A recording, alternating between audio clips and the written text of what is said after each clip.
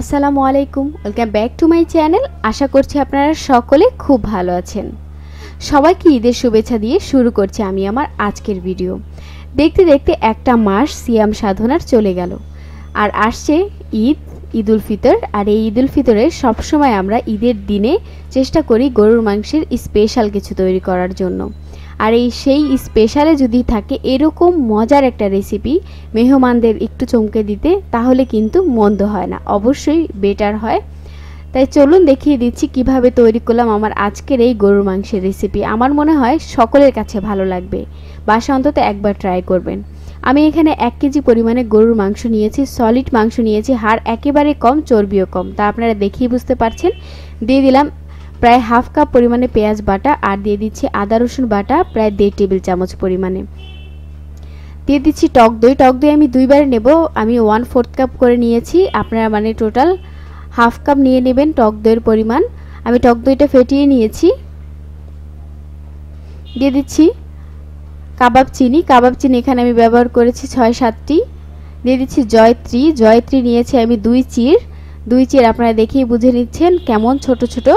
আর নিয়েছি জয়ফল, একটা জয়ফলের 4 ভাগ করে 1 ভাগ নিয়েছি আমি এখানে। দিয়ে দিচ্ছি, এখন আমি গুঁড়া মশলা অ্যাড করব। দিয়ে দিচ্ছি লবণ। লবণ দেব আমি 1.5 চা চামচ পরিমাণে। আমার আর কোনো লবণ অ্যাড করার কোনো প্রয়োজন হবে না, 1.5 চা চামচ দিলে একেবারে পারফেক্ট হয়ে যাবে। দিয়ে দিচ্ছি সাদা গোলমরিচের গুঁড়া 1/2 চা চামচ পরিমাণে। অবশ্য ঝালটা আপনাদের পছন্দ অনুযায়ী, গোলমরিচটা দিলে মাংসের টেস্টটা অনেকটা বেড়ে যায়। হলুদের গুঁড়া দিচ্ছি 1 চামচের 3 ভাগের 1 ভাগ। লাল মরিচের গুঁড়া দিচ্ছি 1 চা চামচ পরিমাণে। ধনিয়ার গুঁড়া দিচ্ছি 2 চা চামচ পরিমাণে।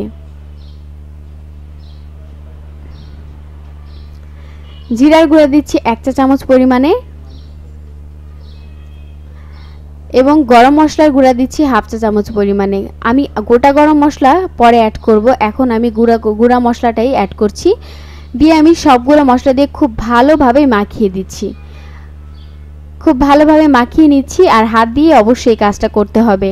আপনারা যদি চান এই গরুর মাংসটা প্রায় একদিন আগেই মাখিয়ে ফ্রিজে রেখে দিতে পারেন, সেক্ষেত্রে অনেক টেস্টি হবে। আর যদি সময় না থাকে সেক্ষেত্রে আধা ঘন্টা ম্যারিনেশন করে রাখতে হবে। এখন আমি আধা ঘন্টা পরে চুলাতে চড়িয়ে দিয়েছি, দেখতেই পাচ্ছেন একটু বুদবুদ আসছে। এই সময় আমি দিয়ে দিচ্ছি টমেটো পেস্ট। আমি এখানে ছোট সাইজের 2টো টমেটো আমি ব্লেন্ডারে পেস্ট করে নিয়েছি আর দিয়ে দিয়েছি। দিয়ে আমি নাড়াচাড়া করে দেব। নাড়াচাড়া করে খুব ভালোভাবে টমেটোটা মিশিয়ে দেব মাংসের সাথে। আর এই টমেটোতে অবশ্যই দিতে হবে, টমেটোতে দেওয়াতে এটা টেস্টটা অনেকটা বেড়ে যায়। আমরা তো সবসময় চেষ্টা করি যে কোনো রান্না করলেই টেস্টি যাতে হয়, আর সেই টেস্টি করার জন্য কত কিছুই না ব্যবহার করি। ঢাকনা দিয়ে ঢেকে দিলাম আর অপেক্ষা করছি বলক চলে আসা পর্যন্ত। কিছুক্ষণ কষিয়ে নিয়েছি, পানিটা অনেকটা পানি বের হয়ে পানিটা শুকিয়ে গেছে। আমি ঢাকনাটা তুলে নেব এখন।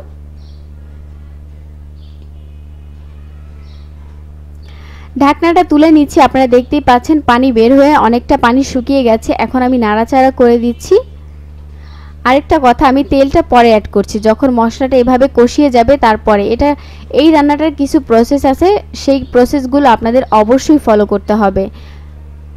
এখন দিয়ে দিচ্ছি তেল। এখন আমি তেল ব্যবহার করছি প্রায় 2 টেবিল চামচ পরিমাণে। পরবর্তীতে আমি তেল ব্যবহার করব। আমি প্রথমেই বলেছিলাম আমি যে মাংসটা এখানে নিয়েছি সেই মাংসটাতে কিন্তু একেবারেই চর্বি এবং হাড় কম। এখন আমি নাড়াচাড়া করে মিশিয়ে দিচ্ছি খুব ভালোভাবে। আমি কিছুটা পানি অ্যাড করব। আর এভাবে করে আমি বাসায় রান্না করে থাকি, তাই মনে করলাম এই ঈদে যদি একটু স্পেশাল কিছু খেতে হয় তাহলে কিন্তু এই রেসিপিটি অবশ্যই বাসায় টেবিলে থাকবে। পানি অ্যাড করছি মাংসটা সেদ্ধ হওয়ার জন্য। মশলাটা কষানোতে প্রায় 50% সেদ্ধ হয়ে গেছে, আর 50% আমি পানি দিয়ে খুব ভালোভাবে মশলাটা রান্না করে নেব। ঢাকনা দিয়ে ঢেকে দিচ্ছি, অপেক্ষা করছি বলক চলে আসা পর্যন্ত। এই পর্যায়ে কিন্তু বলক চলে এসেছে, ঢাকনাটা তুলে নিচ্ছি আর আপনাদেরকে একটু দেখিয়ে দিচ্ছি তেলটা সাইডে চলে গেছে।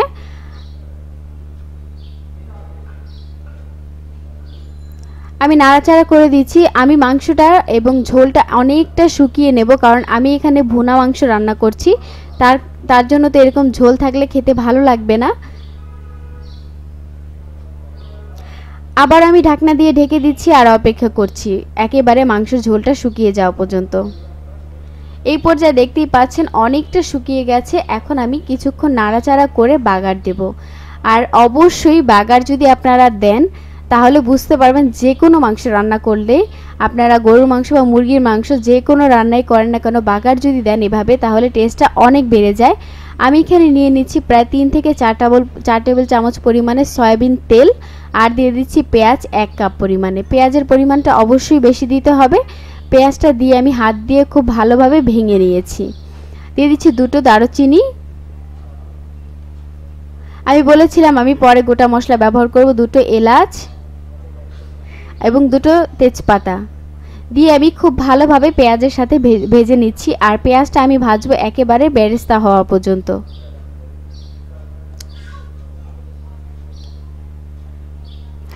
এই পর্যায়ে একটু ফেনা ফেনা উঠছে, দেখতেই পাচ্ছেন পেঁয়াজটা কিন্তু এখন খুব সুন্দর একটা অ্যারোমায় বের হচ্ছে। আমি আপনাদেরকে একটু দেখিয়ে দিচ্ছি। আর একটু গোল্ডেন কালার হলে আমি চুলা থেকে নামিয়ে নেব। এভাবে নাড়াচাড়া করতে করতে গোল্ডেন কালার হয়ে যাবে। আমি চুলা থেকে নামিয়ে নিয়েছি। আর আরেকটা চুলাতে বসিয়েছিলাম মাংস, সেখানে আমি বাগার দিয়ে দিচ্ছি। ঢেলে দিচ্ছি ভেজে রাখা পেঁয়াজটা। পেঁয়াজটা দেওয়ার পরে আমি নাড়াচাড়া করে দিচ্ছি, দিয়ে আমি ঢাকনা দিয়ে আবারও ঢেকে দেবো একেবারে মশলাটা শুকিয়ে যাওয়া পর্যন্ত। এই পর্যায়ে যদি আমি বাগারটা দেন তাহলে কিন্তু অনেক সুন্দরভাবে বাগারের যে একটা অ্যারোমা আছে সেটা মাংসের গায়ে গায়ে পৌঁছে যায় এবং খেতে খুবই ভালো লাগে। আমি এখন ঢাকনা দিয়ে ঢেকে দিচ্ছি, পুরো মাংসটা শুকিয়ে যাওয়া পর্যন্ত অপেক্ষা করছি। ঢাকনাটা তুলে নিচ্ছি। আপনারা দেখেই বুঝতে পারছেন রান্নাটা কতটা পারফেক্ট হয়ে গেছে। আপনারা দেখলেন কি আর কেমনটা হয়েছে। আসলে খুবই টেস্টি এই রেসিপিটি। আমি বাসায় প্রায়ই তৈরি করে থাকি, আপনাদের সাথেও শেয়ার করলাম আমার মজার রেসিপিটা। আমি এখন চুলা থেকে নামিয়ে সার্ভিংয়ে চলে যাচ্ছি। তো ভিউয়ার্স, আমার মনে হয় আপনারা দেখেই লোভ লেগে গেছে। আর অবশ্যই কিন্তু যদি লোভ লাগে তাহলে অবশ্যই বাসায় ঈদের দিন এই রেসিপিটি করে খাবেন এবং আমাকে কমেন্ট বক্সে কমেন্ট করতে ভুলবেন না, কারণ এত মজার একটা রেসিপি আমি আপনাদের সাথে শেয়ার করলাম। আমার মনে হয় আপনাদের কাছে খুব খুব খুব ভালো লাগবে। ভালো লাগলে কিন্তু অবশ্যই আমার চ্যানেলে লাইক কমেন্ট শেয়ার করতে ভুলবেন না।